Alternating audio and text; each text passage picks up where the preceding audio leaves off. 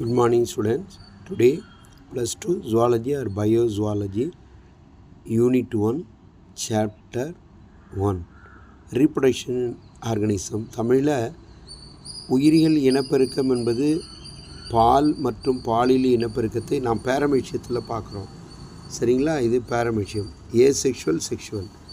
இப்போ அப்படி என்ன சார் உயிரினங்கள் அப்படின்னு பார்க்க போனால் பிறப்பு, வளர்ச்சி, முதிர்ச்சி, இனப்பெருக்கம், இறப்பு.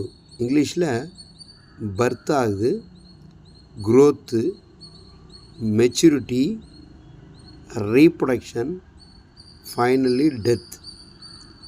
ஸோ நெக்ஸ்ட்டு இனப்பெருக்க ரீப்ரொடக்ஷனில் என்னென்ன சார் முறை இருக்குது அப்படின்னா டிஎன்ஏ இரட்டிப்பாகுதல், அதாவது double helical structure, DNA hereditary transfer characters, RNA protein synthesis. So asexual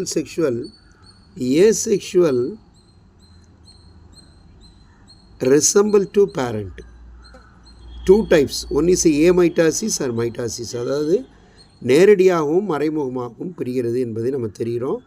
இது உடலால் தோன்றுவதால் சொமட்டோஜெனட்டிக் என்றும், கருக்கோளத்தாலும் வரலாம், அது பிளாஸ்டோஜெனட்டிக் என்றும் நம்ம சொல்கிறோம்.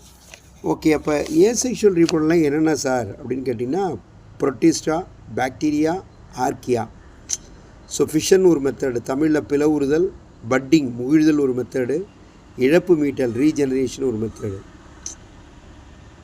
ஸோ பிளவுறுதல் என்பது இதில் நாம்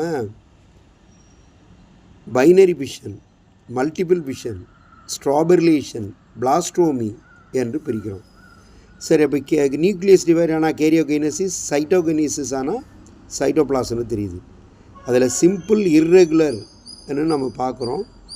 அதுக்கு அதான் எளிய ஒழுங்கற்ற அமீபா, கிடைமட்டமாக இருந்தால் பாரமேஷியம் பிளனேரியா, நீள்மட்டமாக இருந்தால் இரு சமபிளவு. இதை பார்த்தாலே உங்களுக்கு க்ளீனாக தெரியும் அமீபாவில் நடக்கக்கூடிய இர்ரெகுலர் அப்படின்னு தெரியுது.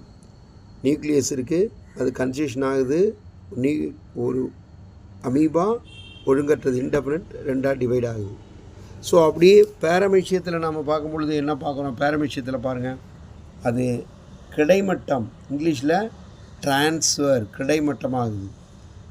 அதாவது மைக்ரோ நியூக்ளியஸ் இருக்குது, மேக்ரோ நியூக்ளியஸ், அது இந்த பேரமிஷியம் ரெண்டாக டிவைட் ஆகுது.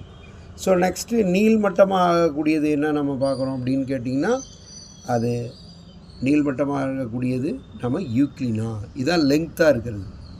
Okay students.